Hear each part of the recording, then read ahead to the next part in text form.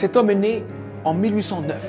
En 1816, à 7 ans, forcé à travailler parce qu'on est en train d'expulser sa famille. En 1818, il perd sa mère. En 1828, il perd sa sœur. En 1831, il lance son premier business et il fait faillite. En 1832, il se présente aux élections législatives. Il perd. En 1833, il emprunte de nouveau de l'argent pour créer un business qu'il lance et qui fait faillite encore. En 1835, il rencontre une femme merveilleuse, il tombe amoureux d'elle, il se fiance et elle meurt. En 1836, il rentre dans une période sombre de sa vie, il rentre dans une dépression profonde et il reste alité pendant 6 mois consécutifs. Mais il se relève. Il se relève et cette même année, 1836, il se représente aux élections législatives et il perd de nouveau. En 1840, il se présente pour être électeur. Il perd. Et en 1842, il rencontre la femme avec qui il va finir sa vie, sa femme. Il tombe amoureux, il se fiance, il se marie et elle lui donne 4 enfants. Et il en perd 3. En 1843, il se présente au Congrès et il perd.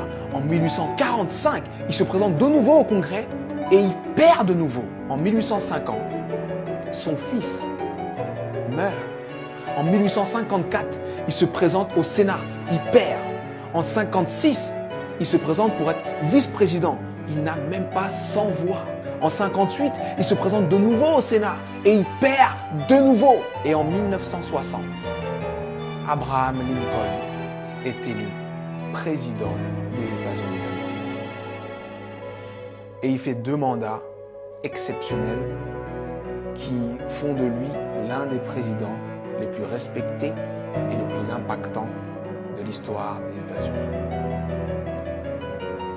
C'était important que je te raconte cette histoire. C'était important que je te raconte cette histoire parce que on voit le héros, mais on ne voit pas les coulisses de la réussite. Il faut que tu acceptes les coulisses de ta réussite. Peu importe la difficulté, peu importe ce qui se passe, peu importe ce que tu dis, sache que tant que tu respires, ton but t'attend. Tant que tu respires, ton rêve t'attend. Et je vais te dire une chose que je veux que tu gardes dans ta tête et dans ton cœur le plus longtemps possible et que tu te répètes le plus souvent possible.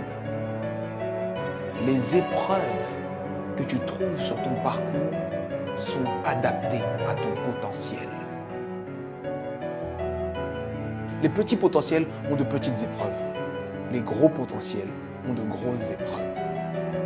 On peut tous, dans nos vies, prendre des feuilles, noter les dates des moments les moins drôles de nos vies, les moments les plus difficiles de nos vies, et faire une liste comme celle que je viens de faire pour Abraham Lincoln. Mais sincèrement, je pense que Abraham Lincoln faisait l'inverse. Pour avancer dans les coulisses de la réussite, pour avancer face à toutes ces épreuves, il faut se focaliser sur ce qu'il y a de bon, de positif, et ce qui nous donne envie d'avancer. Donc, je sais que ça peut être dur d'être au cœur de la tourmente, ça peut être dur de perdre des gens, de faire face à l'échec encore et encore et encore. Mais concentre-toi sur ce que tu es en train d'essayer d'accomplir et accomplir. Et je peux te garantir que parce que tu es passé par là, tu as changé l'ampleur, le sens et le goût de ta réussite. Alors traverse ces épreuves